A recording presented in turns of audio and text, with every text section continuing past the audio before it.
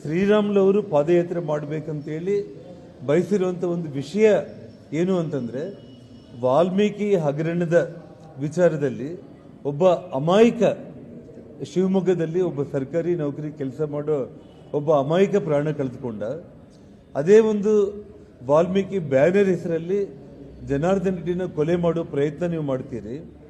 ಅದೇ ವಾಲ್ಮೀಕಿ ಬ್ಯಾನರ್ ಹೆಸರಲ್ಲಿ ಒಬ್ಬ ಶಾಸಕ ರಾತ್ರಿ 9 ಗಂಟೆಗೆ 5,000 ಜನರನ್ನು ಕರ್ಕೊಂಡು ಬಂದು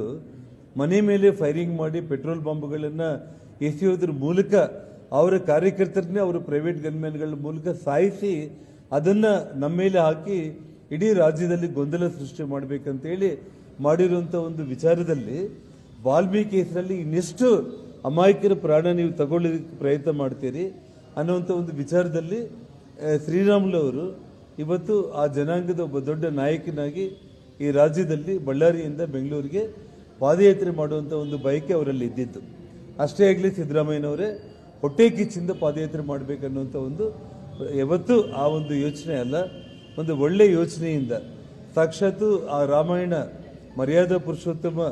ಶ್ರೀರಾಮಚಂದ್ರನ ವಾಲ್ಮೀಕಿ ಒಂದು ರಾಮಾಯಣದ ಮೂಲಕ ಜಗತ್ತಿಗೆ ಪರಿಚಯ ಮಾಡಿರುವಂಥ ಆ ವಾಲ್ಮೀಕಿ ಮಹರ್ಷಿಗಳ ಹೆಸರನ್ನು ಹೇಳಿಕೊಂಡು ಆ ಜನಾಂಗಕ್ಕೆ ನೀವು ಮಾಡಿದ್ದು ಏನೂ ಇಲ್ಲ. ಆದರೆ ವಾಲ್ಮೀಕಿ ಹೆಸರಲ್ಲಿ ಇನ್ನೆಷ್ಟು ಮಂದಿ ಕೊಲೆ ಮಾಡ್ತೀರಿ, ಇನ್ನೆಷ್ಟು ಮಂದಿ ಪ್ರಾಣ ತೆಗಿತೀರಿ ಅಂತೇಳಿ ಆ ಒಂದು ಉದ್ದೇಶದಿಂದನೇ ಶ್ರೀರಾಮುಲು ಅವರು ಪಾದಯಾತ್ರೆ ಮಾಡಬೇಕಂತೇಳಿ ತೀರ್ಮಾನ ಮಾಡಿದ್ದನ್ನು, ಪಕ್ಷದ ದೃಷ್ಟಿಗೆ ತಗೊಂಡು ಬಂದಿದ್ದನ್ನು ಇವತ್ತು ಮಾಧ್ಯಮಗಳ ಮೂಲಕ ಸಿದ್ದರಾಮಯ್ಯ ಅವರ ಒಂದು ಪ್ರಶ್ನೆಗಳಿಗೆ ನಾನು ಉತ್ತರ ಕೊಡೋದಕ್ಕೆ